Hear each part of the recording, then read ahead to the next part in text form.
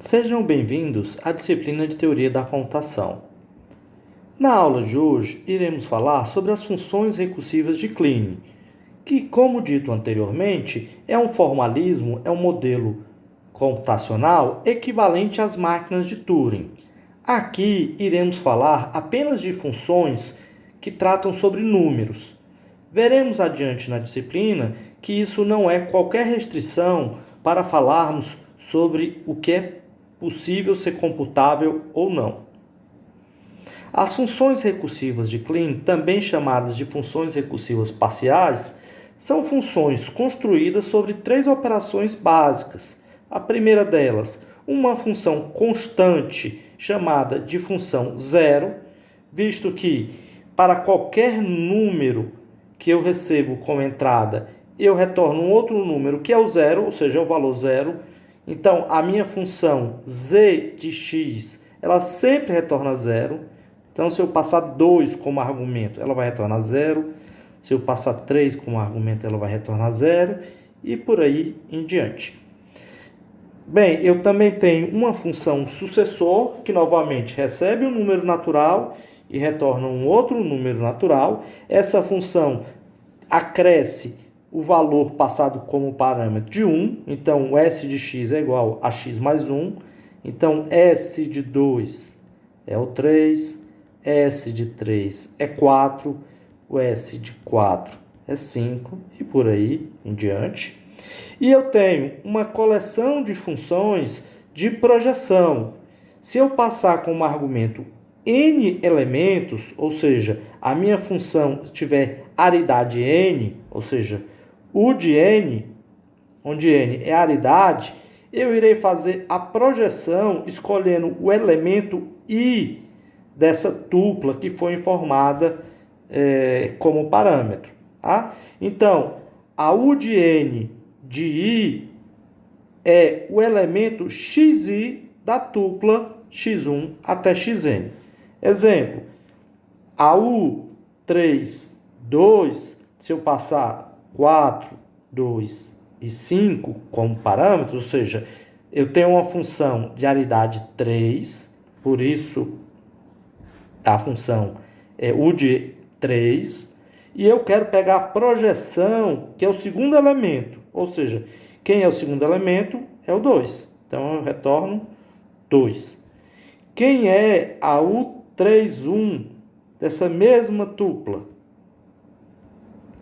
É a primeira projeção, ou seja, o primeiro elemento, que é o 4. E quem é o 33 de 4, 2, 5 é o 5. Tá?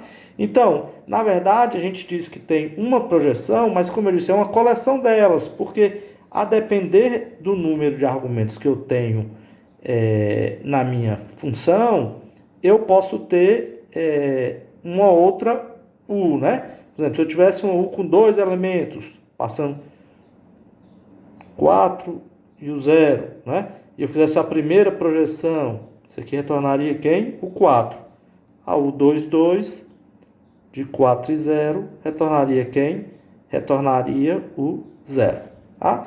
Então, eu posso sempre escolher uma função para qualquer número finito de elementos, certo? Ou seja, uma tupla, né? E retornar a projeção dele. Tá? Então, as operações básicas nas funções recursivas de Kleene, que são definidas sobre os números naturais, são essas três. A função zero, ou seja, uma função constante, que sempre retorna o zero, independente do valor que eu passar. Uma função que acresce 1, ou seja, que soma 1.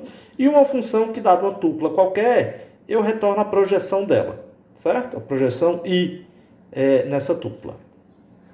Bem, a partir das funções básicas, nós fazemos operações. As operações nas funções recursivas de Kleene são de três tipos. Substituição composicional, que generaliza aquele conceito que conhecemos de composição de função, ou seja, a composição funcional. As definições recursivas, ou seja, uma função recursiva é uma função que chama a si próprio. E a função de minimização, que busca em tempo finito o menor valor para qual certa condição ocorre. Então, se somarmos as três funções básicas.